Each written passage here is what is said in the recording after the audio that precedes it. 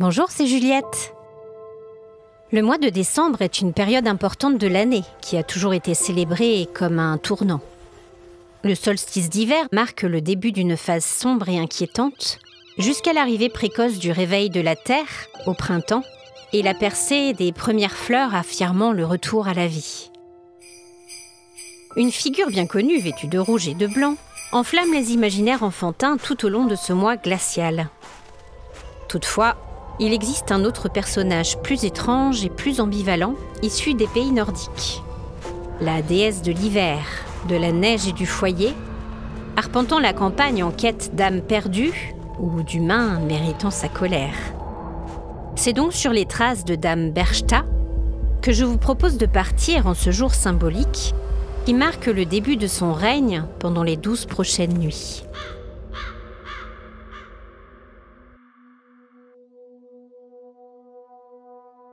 Joe s'arrêta devant la grande porte ouvragée et leva la tête pour tenter de prendre toute la mesure de la vieille bâtisse face à elle.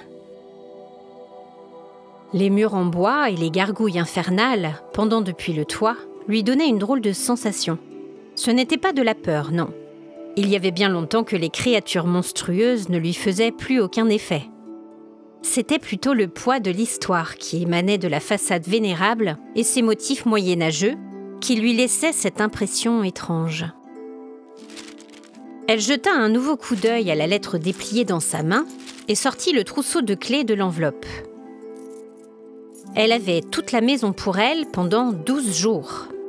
Elle, qui était toujours seule en cette période pourtant dédiée à la famille, avait la chance de pouvoir passer Noël en Autriche, dans un vrai petit village de cartes postales. Elle huma les effluves de feux de bois et de vin chaud qui flottaient dans l'air. Le marché de Noël se tenait à 2 pas de la vieille demeure, au centre de la place du bourg. Quand elle entra, une forte odeur de poussière et de renfermé l'assaillit.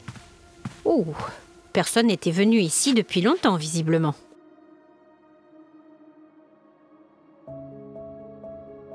Elle avait remporté le concours de broderie artistique de sa ville natale en Alsace, le prix Bertha.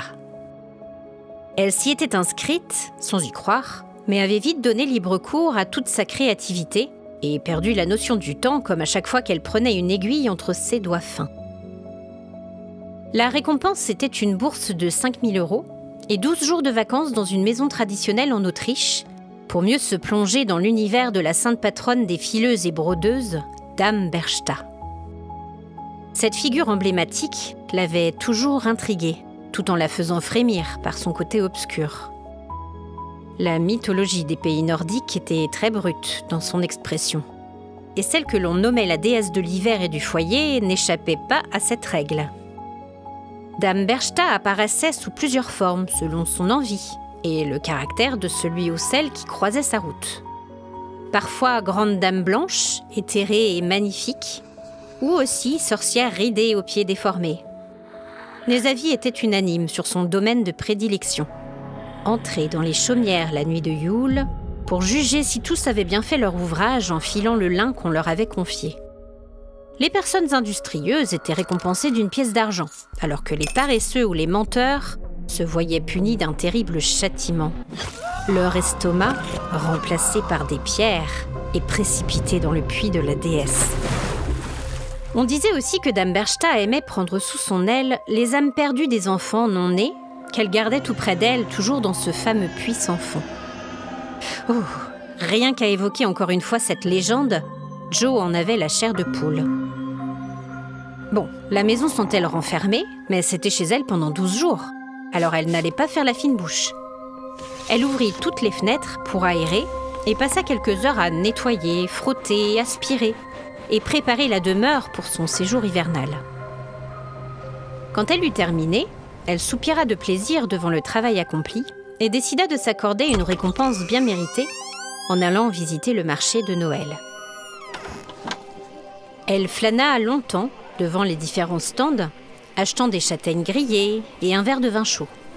Elle tomba soudain sur l'étal d'une vieille femme, courbée par les années, qui proposait des fils à broder de toutes les couleurs.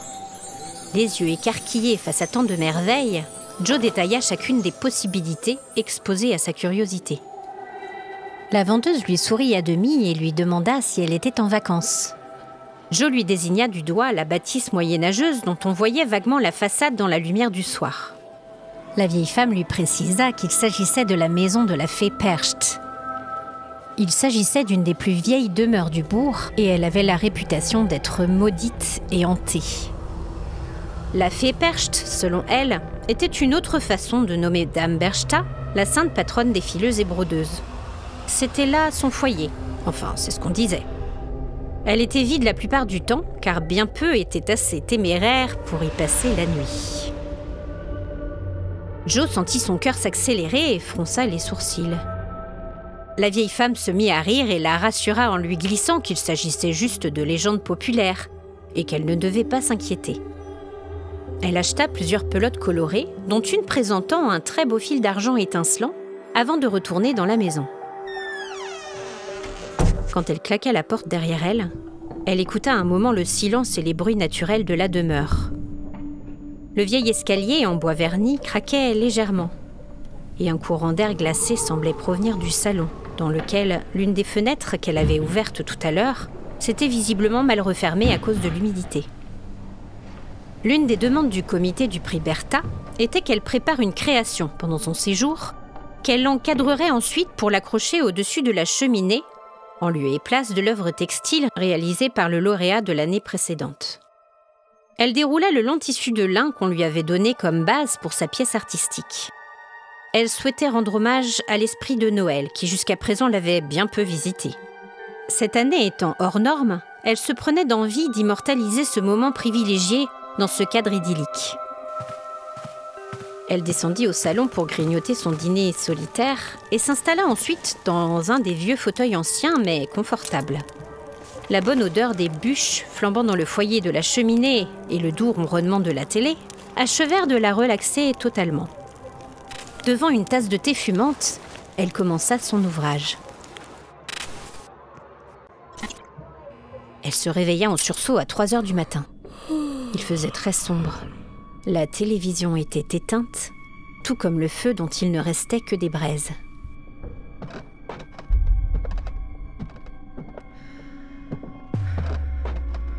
Elle avait entendu des pas au-dessus d'elle, dans une des chambres à l'étage. Pourtant, la maison était déserte. Elle s'avança dans le hall d'entrée jusqu'au pied de l'escalier. Elle tendit l'oreille, mais il n'y avait plus aucun bruit. Et soudain, elle crut distinguer comme le chuchotement d'une voix éraillée, chantonner tranquillement dans les ténèbres. La respiration bloquée par la peur, Joe prit son courage à 2 mains et monta les marches pour en avoir le cœur net. De toute façon, elle était toute seule. Personne n'allait venir l'aider et elle n'allait pas rester toute la nuit en bas à guetter une présence éventuelle. Arrivée sur le palier, elle s'arrêta à nouveau et suivit le son ténu de la voix qui s'élevait toujours depuis les profondeurs du couloir devant elle. La lumière de la lune, perçant à travers les nuages, éclaira brièvement les ténèbres et la rassura quelque peu. Il n'y avait personne. Elle ouvrit doucement les quelques portes qui se trouvaient sur son chemin sans jamais voir âme qui vive. Dans la dernière pièce, cependant, elle ne comprit pas tout de suite ce qui se tenait devant elle. Un bon feu ronronnait dans la cheminée et une vieille femme qui semblait presque grise, voûtée par les ans, faisait tourner la roue d'un fuseau antique. C'était la première fois que Joe observait cet appareil en pleine action. Elle ne l'avait vu qu'en photo dans les livres d'histoire jusqu'à présent. Elle ferma les yeux un instant, cherchant à reprendre son souffle, et quand elle les rouvrit, elle était seule dans la pièce, froide et abandonnée. Le fuseau était bien là, mais il était couvert de poussière et n'avait clairement pas servi depuis une éternité. Joe secoua la tête et conclut qu'elle était très fatiguée au vu de cette hallucination. Elle avait dû rêver debout, en repensant à ce que lui avait dit la vendeuse du marché. Le lendemain matin, elle explora le moindre recoin de la demeure, se passionnant pour les merveilles qu'elle y trouvait. De vieux journaux, une malle remplie de dentelles jaunies et une robe de bal d'une autre époque mangée par les mythes. Joe avait le sentiment que la maison était restée figée dans le passé.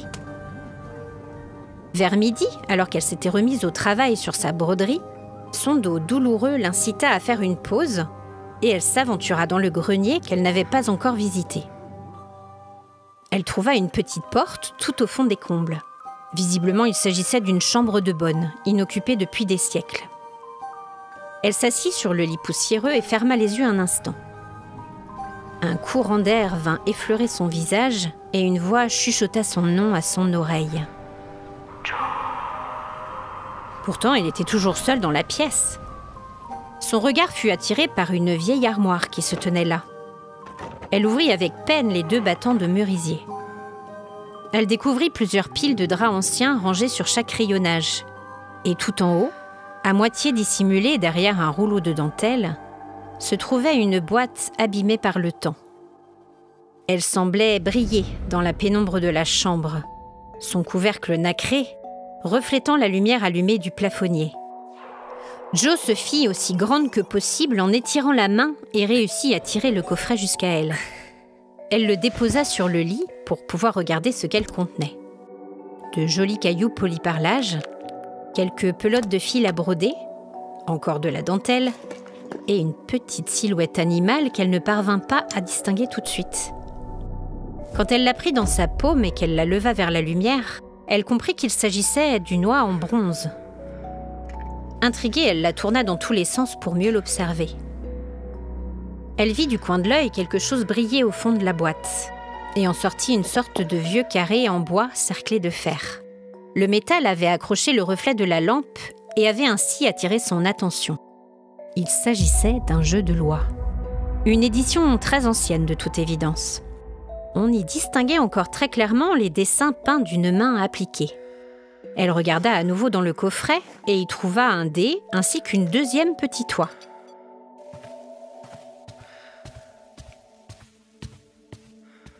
Ayant descendu son butin au salon, elle installa le jeu comme si elle allait faire une partie avec quelqu'un. Évidemment, ce n'était pas possible puisqu'elle était seule et qu'il fallait être 2 au minimum. Elle lança le dé et avança son pion de 6 cases, tombant sur l'image du pont. Elle plaça son oie sur la case 15 sur laquelle était représenté le pont suivant. Elle détailla les illustrations des autres cases et vit avec stupeur des figures différentes du jeu qu'elle connaissait. Si le labyrinthe, le puits et la mort s'y trouvaient bien, en revanche, on y observait aussi des cases sur lesquelles étaient reproduits du fil et une aiguille, un troupeau d'oies sauvages et une jeune fille plongée dans un sommeil profond. Elle se remit à sa broderie en laissant sa partie en place, se disant qu'elle essaierait d'incarner le camp adverse un peu plus tard. En fin d'après-midi, elle regarda à l'avancée de son travail. La broderie prenait forme de façon satisfaisante et les motifs floraux rouges et verts tranchaient gaiement sur le fond blanc de la toile. Elle replia son ouvrage et alla manger quelque chose. Elle avait oublié de déjeuner et son ventre affamé la rappelait douloureusement à l'ordre à présent. Quand elle revint au salon, elle fixa bouche bée la joyeuse flambée dans l'âtre et la 2e petite oie sur la case 7, la prison, derrière la sienne sur le plateau. Elle s'avança à nouveau au pied de l'escalier. « Y a quelqu'un » Seul le silence lui répondit. Elle retourna à son fauteuil à côté de la cheminée et lança le dé d'une main incertaine. 4. Elle tomba en case 19, sur le dessin d'un sablier posé devant une vieille horloge de grand-père. Perdue, elle chercha dans le livret ce que signifiait cette case, mais tout était rédigé en autrichien ancien. Elle haussa les épaules et monta se coucher et s'endormit immédiatement.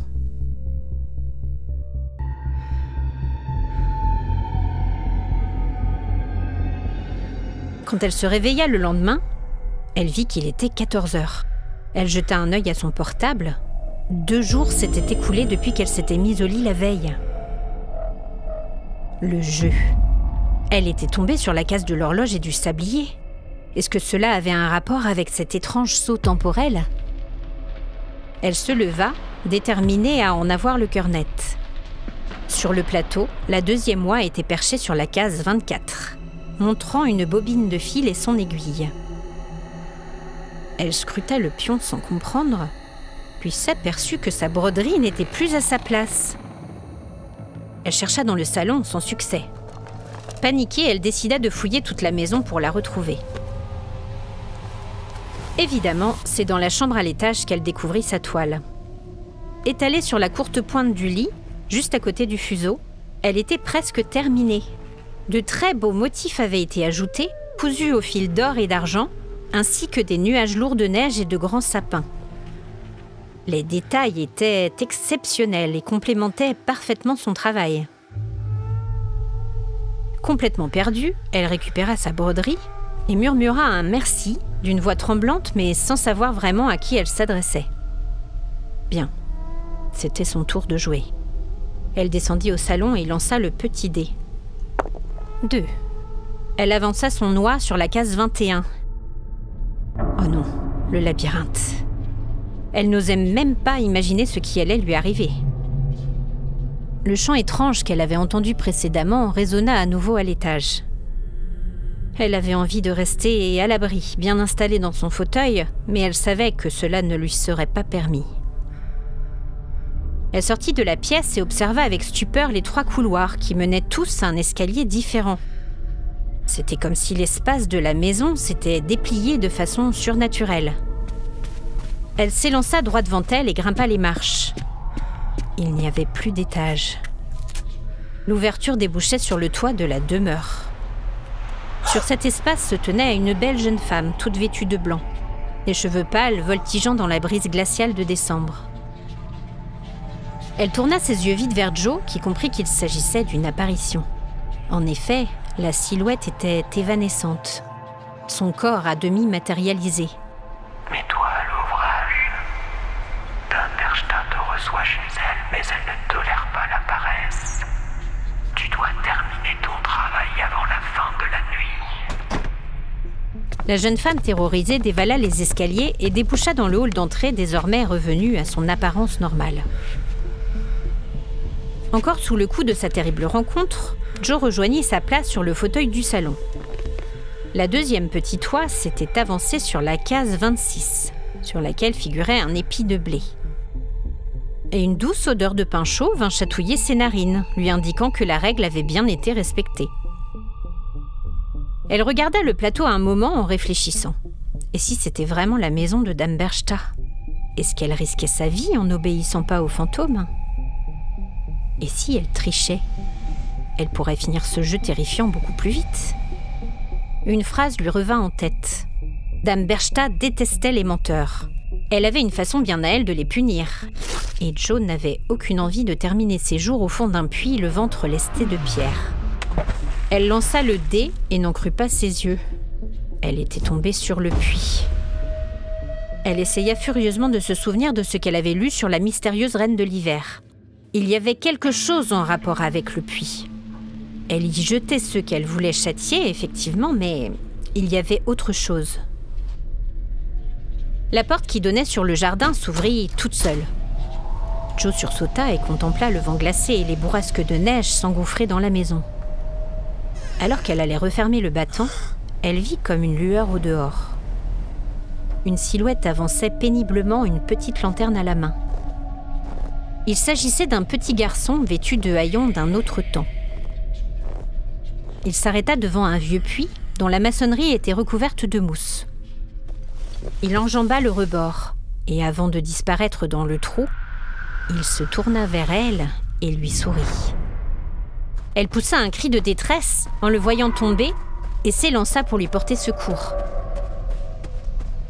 Alors qu'elle se penchait pour essayer de distinguer quelque chose dans les profondeurs sombres, la lumière de la lanterne éclaira tout un groupe d'enfants.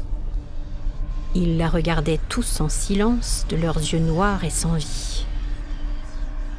Un craquement résonna derrière Joe, qui se retourna le cœur battant. La Dame Blanche se trouvait à nouveau devant elle. Elle se transformait en une femme très âgée, voûtée et difforme. Son nez s'allongea en un simulacre de bec d'oiseau, et l'un de ses pieds se tordit, formant une patte d'oie.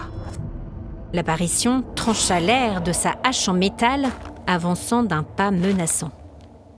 À nouveau, Joe entendit la voix éraillée qui lui disait de laisser ses enfants tranquilles et d'aller terminer son ouvrage. L'aube était presque là, et elle allait venir collecter son dû.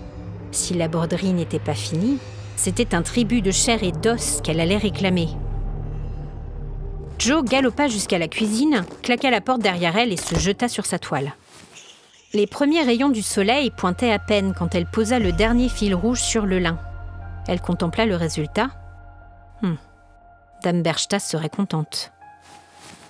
Elle enleva l'œuvre réalisée l'an passé, refusant de s'attarder sur l'évidente tache de sang qui la teintait d'un marron fané, et glissa son travail dans le cadre avant de l'accrocher au-dessus de la cheminée. Elle sentit la tension et la peur refluer de son ventre. Elle avait réussi. Ensuite, elle remonta faire ses valises pour quitter aussi vite qu'elle le put la maison de Dame Berchta. J'espère que ce conte de Noël vous aura permis de frissonner. Méfiez-vous si vous croisez le chemin d'une vieille femme un peu étrange jusqu'au 1er jour de janvier.